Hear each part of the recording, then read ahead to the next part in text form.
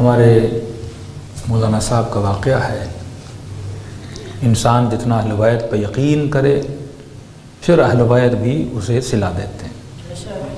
لاکھوں لوگ خدا سے مانگتے ہیں لیکن کسی کسی کی دعا مستجاب ہوتی ہے کیونکہ ہم شک میں رہ کر دعا مانگتے ہیں۔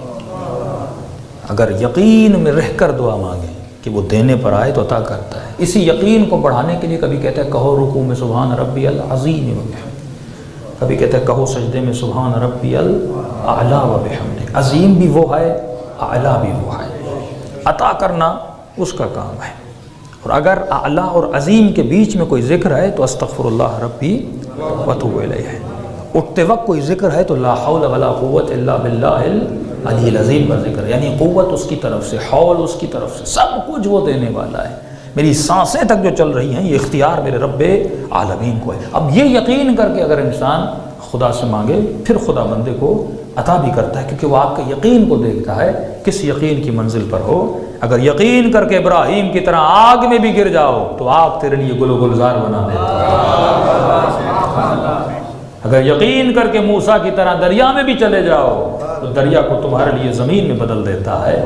لیکن ضرورت ہے کہ وہ یقین، اور واقعاً اس یقین کی منزل کو حاصل کرنا بڑا مشکل ہے، کیونکہ جب رسول خدا سے کہا گیا رسول اللہ جناب عیسیٰ پانی پر چلتے تھے، فرمایا اگر یقین زیادہ ہوتا تو ہواؤں میں پرواز کرتے ہیں۔ تو انبیاء میں بھی یقین کے مراتب، اگر ہم اس کے چھوٹے سے مرتبے پر بھی پہنچ جائیں، یعنی تمام شک اور وہم فنا میں چلا جائے اور اس ذات میں یقین ہو جائے پروردگار عالم پر، انسان نہ دنیا سے ڈرے نہ دنیا والوں کے وہم اور ڈروں سے ڈرے، بس خدا پہ یقین کرے۔ کہ میں نے کہا ہمارے مولانا واقعہ بتاتے کہتے مولانا کسی ملک میں وہاں کی ایجنسیز نے مجھے پکڑ لیا، کوئی اباؤٹ 45 days to 60 days میں ان کی کسٹڈی میں رہا۔ کپے گنا مجھے پکڑا، کسی نے الزام لگا دیا اور شک ہو گیا ان کو، تو مجھے کال کوٹھڑی میں لے گئے، بالکل بند کمرہ جہاں پہ صرف انسان سو سکتا تھا۔ کہ مجھے سلاتے تھے سیدھا، یہ ہاتھ بھی باندھتے تھے، یہ ہاتھ بھی باندھتے تھے، میرے پاؤں کو باندھ دیتے تھے اور پاؤں کے جو تلوے ہیں وہاں مجھے مارتے تھے۔ کہا وہ درد میں بتا نہیں سکتا کہ مجھ پر کتنی تکلیف گزری، لیکن کہا صرف اتنا بتاؤں کہ اتنا مارتے تھے کہ میرے پاؤں سوج جاتے تھے اور میرے ناخن پاؤں سے نکل آتے تھے، لیکن کا خدا پر یقین تھا، میں بے گناہ ہوں، کوئی ہے جو بچانے والا ہے، کوئی ہے اس کائنات میں جو دیکھ رہا ہے کہ میں مظلوم ہوں۔ تو لہذا جب چوٹ لگتی تھی تو میں زبان سے یہ ذکر جاری ہوتا تھا، یا فاطمہ الزہرا۔ جتنا مارتے تھے میں بس بیوی کو یاد کرتا تھا، بیوی کو کیوں کرتا تھا مجھے نہیں پتا، کہ میری الفت تھی جناب سیدہ سے۔ کہ مولانا بڑے زور سے میرے ہاتھوں کو باندھ کے جاتے تھے، پاؤں کو باندھ کے جاتے تھے، اور کئی گھنٹے مارنے کے بعد ایسے لٹا لیتے تھے کہ بڑی تکلیف ہوتی آدمی ایسے سیدھا لیٹا رہے۔ جب وہ دروازہ بند کر کے جاتے تھے میں یا زہرا کرتا تھا، میرے ہاتھ کھل جاتے تھے، پھر ہاتھوں کو پیچھے لگا کے یہاں پہ جو انہوں نے بیلٹ باندھا ہوتا تھا میں وہ کھولتا تھا، پھر میں کمر کو سیدھا کر کے بیٹھتا تھا، پھر جب وہ آتے تھے میں ایسے ہی سو جاتا تھا کہ ان کو پتہ نہ لگے۔ کہ 45 دن مجھ پہ یہ ظلم ہوتا رہا، لیکن کتنا صبر کروں، انسان کا صبر بھی جواب دے جاتا ہے۔ کہ وہ دن تھے ایام فاطمیہ کے، 3 دن کے بعد سیدہ کی شہادت آنے والی تھی۔ میں نے اس وقت بی بی سے التجا کی، میں نے کہا بی بی اگر آپ کا شیعہ ہوں تو اپنی شہادت سے پہلے مجھے بچاؤ گی، میں سمجھ جاؤں گا کہ آپ مجھ سے راضی ہو۔ لیکن بی بی اگر شہادت کے دن گزر گئے اس کا مطلب مجھے یقین ہو جائے گا میں آپ کا شیعہ نہیں ہوں، آپ مجھ سے راضی نہیں ہوں۔ دل برداشتہ ہو گیا کہ یہ کہہ کر میں سو گیا۔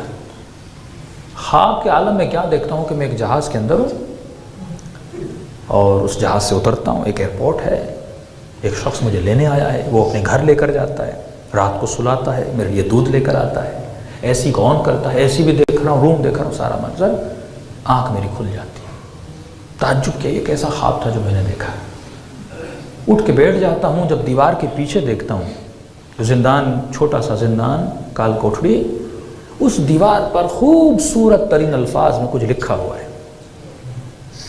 زندگی گزر گئی، میں نے اتنی حسین ہینڈ رائٹنگ نہیں دیکھی. لکھا ہوا بسم اللہ الرحمن الرحیم. جو بھی اس زندان سے آزادی چاہتا ہے، جو بھی اس کال کوٹری سے نکلنا چاہتا ہے، وہ 540 یا 45 مرتبہ یہ ذکر کرے.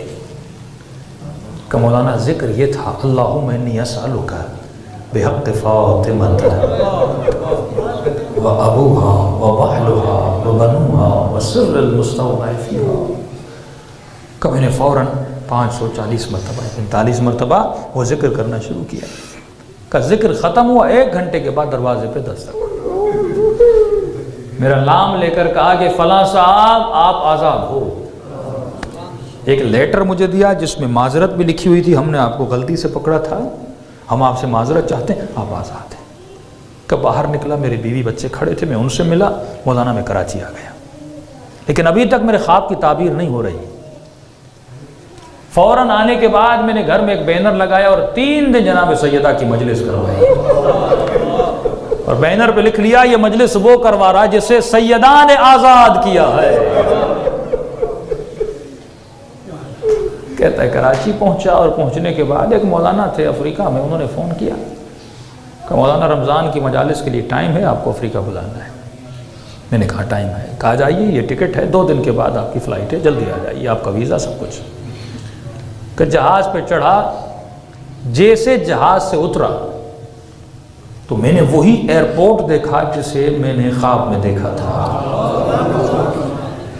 وہی شخص مجھے لینے آیا جو مجھے خواب میں دکھلایا گیا تھا. اسی کمرے میں سلایا گیا جس کو میں نے خواب میں دیکھا تھا. اب میں رات کو رو کر کہنے لگا سیدہ کہاں سے اٹھا کر تو نے کہاں مجھے بھیجا. مولانا وہ دن اور آج 25 سال ہو گئے. 25 سال میں اسی ملک میں ہوں، اور میرے توسط سے سیدہ نے کئی لوگوں کو شیعہ بنایا ہے. ایسے ایسے گاؤں میں لے گئے کہ جہاں پہ کشتیوں کے جانے کا راستہ بھی نہیں، پیدل بھی انسان مشکل سے پہنچے، جہاں سے جہازوں سے لوگ چھوٹے ہیلی کاپٹر لے کے وہاں پہ جاتے ہیں کرافٹ لے کر.